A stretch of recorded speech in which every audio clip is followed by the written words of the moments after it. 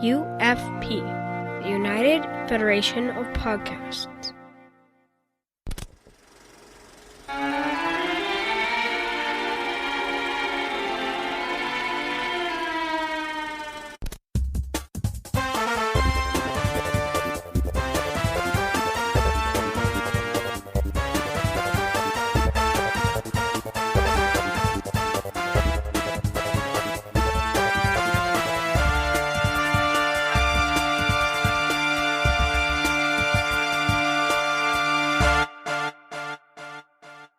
Welcome to Fanchise Fatigue, the little podcast on the United Federation of Podcast Network, where the hosts discuss movies, remakes, and sequels. I am your host, Brandon-Shea, and joining me, as always, is my good friend, Rev9, Zach Moore. How you doing, buddy? What day is it?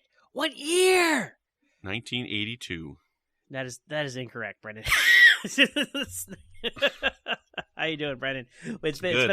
It's been a long road getting from there to here, but we have finished the Terminator franchise, one of my favorite franchises in the history of films. Is it still? That is a hard question. That's our first question. This recap show is going to be fun because there's a lot to rank and break down here as we close out our thoughts on the Terminator franchise. But it's been quite a journey. There's been so many, you look at a franchise like Halloween, and you think about how different all the films are. But, I don't know. I think Terminator might be, the most different franchise. If you look at it, you know what I'm saying? All the stories are the same. It's repetitive, like we joke about. But, if you, this or the Tim Burton, Joel Schumacher Batmans, I think these might be tied. It's if I show you a scene from Terminator Dark Fate, and then I show you a scene from The Terminator, you would never know they were from the same franchise. You know what I'm saying? Mm-hmm. Yeah, I don't know, but the stories are so similar. That's true. Yeah, that's where they get you. So, I don't know. Anyways, we're here to discuss this franchise because it's all done. We just saw Dark Fate this past weekend here, and now we're going to do a recap for you, and we're going to do our rankings and everything like that. So, first question we're going to ask, Zach, which Terminator movie is your favorite Terminator movie? This was tough back when we were doing Terminator 1 and 2, because obviously those are your only two choices. Mm-hmm. My heart, I have to go with Terminator 2. This is like The Godfather. They're like a virtual tie, right? But Terminator 2, having seen it at a young age, probably too young. Thanks, Mom and Dad. But you relate to John Connor. You identify with this kid, and you see the Terminator as this hero of your life, and the end of it is just so heartbreaking because so much of that film is built upon John and the T-800's relationship, and the thumbs up in the lava is still one of the just most bittersweet, heartbreaking endings in films. So I got to go with Terminator 2. It's an amazing action film. It's got a great just message to it as well, and the special effects are top notch, and just on just across the board, it's a 4-quadrant A+ film, and I got to go with T2. Mm-hmm.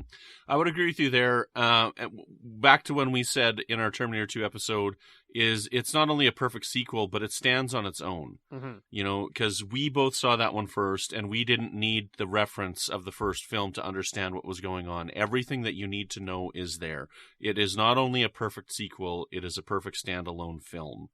And that's why I rank Terminator 2 as my first as well. There's so much classic in it, and it is so well done. The pacing of the movie is so good. You prefer the extended, I prefer the theatrical, but I still like the extended version just fine. But yeah, it's a masterpiece in cinema, and it's one of the best movies ever made. And Absolutely. It was so groundbreaking. It was so groundbreaking. They're still copying it to this day with this franchise. Yeah, they are. Well, let's jump to our next question, and I want you to rank the Terminator films. I'll let you rank all of them first, and then I'll rank mine. All right. So T2, The Terminator, Terminator Salvation, Terminator 3, Rise of the Machines, Terminator Dark Fate, and finally, Terminator Genesis. Why do you gotta be such a dick?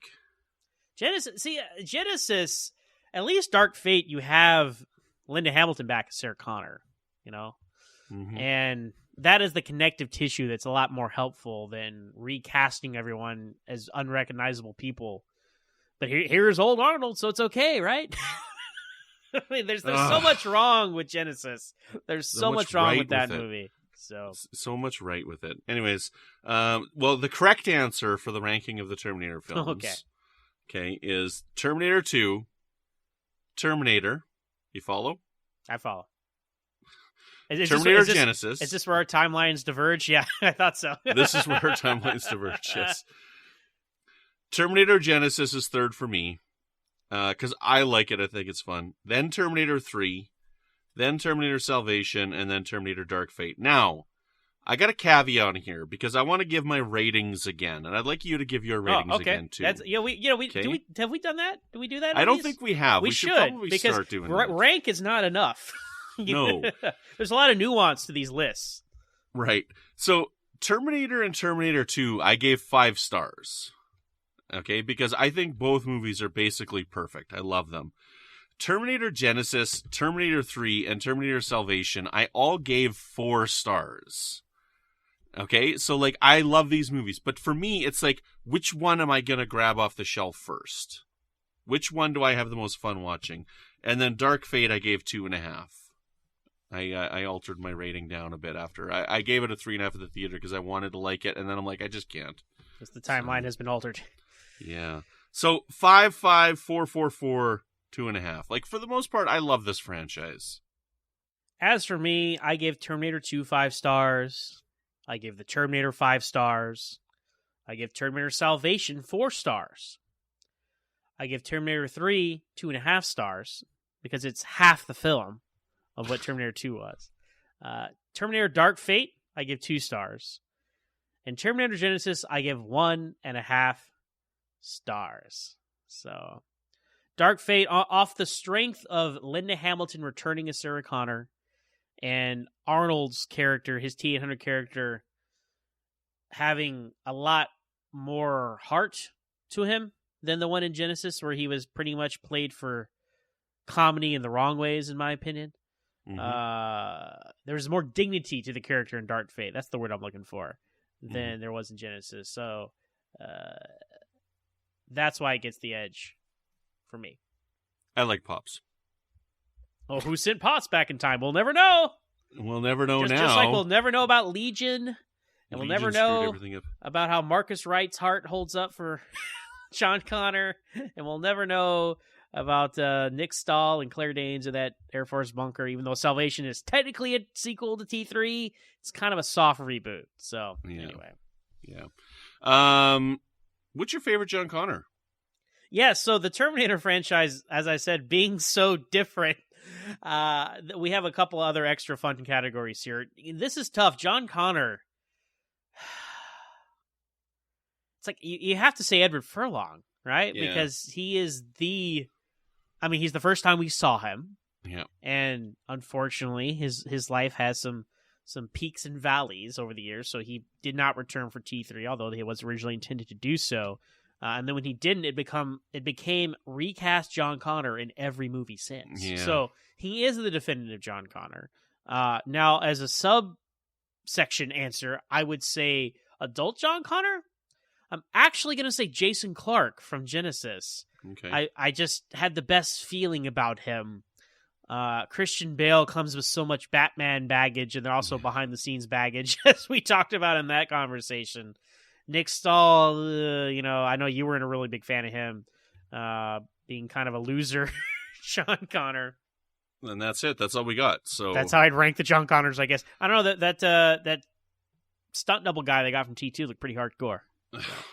I don't know how I would rank them all, but yeah, like I would probably have to give it to Jason Clarke as well for an adult one, but I don't know. Like I didn't like any of them, so any of the adult ones. None of the adult ones, right. So it doesn't matter. It doesn't matter. It doesn't even matter. All right, Brad. Well, one other unique to this franchise question I'll ask you: who is your favorite antagonist Terminator? Oh, geez, that's an interesting question. It's probably going to have to be. I would probably go with the T-1000. if I had to pick one. Because I think Arnold works better as the hero Terminator than he did as the antagonist Terminator. He was great in the original. Well, you only say that because we have 6 movies, and 5 out of the 6 he's been, or I'm sorry, 4 out of the 6 he's been a hero. So yes, he has. But I don't know. I think that was the genius of Terminator 2, in my opinion, is subverting you and making him the good guy in that one, because they didn't have to do that. Right? They could have just done another person. It could have been another character. John Connor could have gone back in time to save himself. Right? They could have done something crazy like that. But they chose to send back the villain from the first movie, which I think is what the part of the brilliance of Terminator 2 was, and what made it so successful as well. And that change in the character and Schwarzenegger's portrayal in that movie is really what puts it on the top. But yeah, I'd have to give it to the T-1000 as far as a favorite villain goes, that's for sure, because Robert Patrick did a really good job, and it was such a groundbreaking type of character. Like, that changed cinema. You know, like, he started in the abyss, but seriously, the T-1000 changed cinema for the better. Yeah, the special effects, of course. Yeah. Now, I'm also going to go with the T-1000. He's the ultimate villain. Like, Papalik Medialloy, you know what I mean? It's... every Mimetic other polyalloy. Did I say Papalik Meta? What an idiot! Leave that in. Papaya alloy. I don't know what you're saying here. Papalik Medialloy. So the T-1000, every Terminator since him has been trying to live up to him or remix him in some way. You know, the TX, John Connor, the T-3000 or 5000 from Genesis. We have the Rev 9 in Dark Fate. It just remixes of the same thing, and it can't be done better. And it was a prototype, an advanced prototype. It was like the one of a kind, you know.